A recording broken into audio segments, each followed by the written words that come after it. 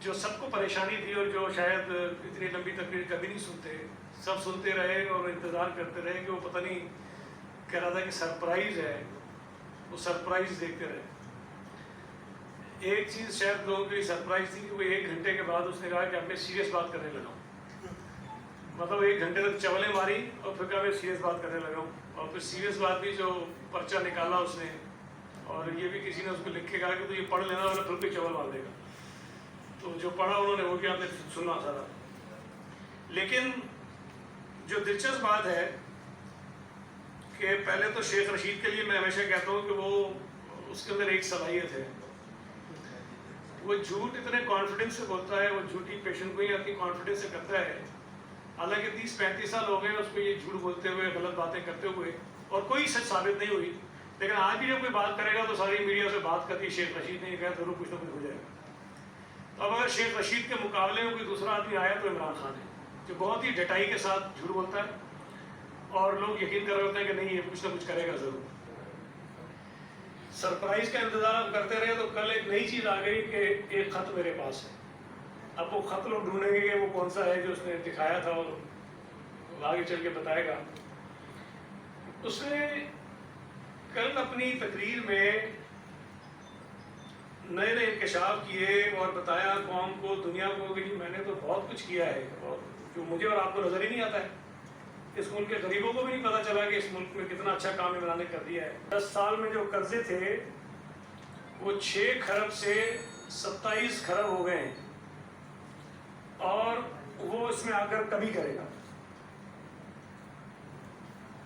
اب 2018 میں جب عمران وزیر اعظم بنا پاکستان کا تو پاکستان کے اوپر قرضہ جو ہے وہ اب یہ 27 کہہ رہا لیکن میرا خیال ہے کہ 25 کھرب سے کچھ اوپر تھا.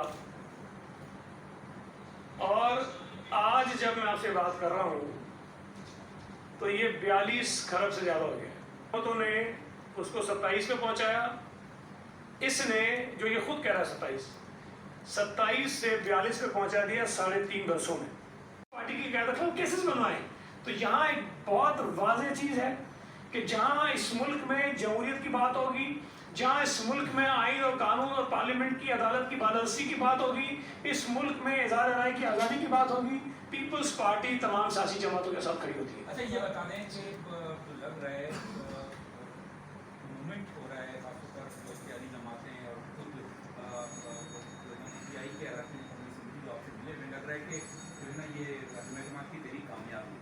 لیکن اس کے بعد آپ یہ مجھے بتا دیں کہ اپوزیشن جماعتوں کے پاس کیا ایسا فارمولہ ہے کہ جو یہ مسائل کا جو دلدل بنا ہوا ہے ملک اس کو کس طرح نکالے گی.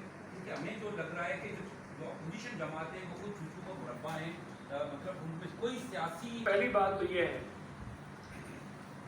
کہ عمران خان جتنا نالائق آدمی اگر اس ملک کو بہت بڑے بحرانوں میں دھکیل کے جائے گا تو یہ کسی بھی آنے والی حکومت کے لیے آسان تو نہیں ہوگا نا کہ اگلے دن سے چیزیں ٹھیک ہو جائیں. لیکن ایک چیز کا آپ کو بھی پتہ ہے اور مجھے بھی پتہ ہے کہ اپوزیشن جماعتوں کی جو لیڈرشپ ہے عمران خان سے 1 گنا 2 گنا نہیں 1000 گنا جو ہے وہ پولیٹیکلی زیادہ، اور وہ ملک کے حالات اور معاملات کو زیادہ بہتر سمجھتے ہیں، نکالتے ہیں اس ملک کے حالات کو ٹھیک کرتے ہیں. عمران خان نے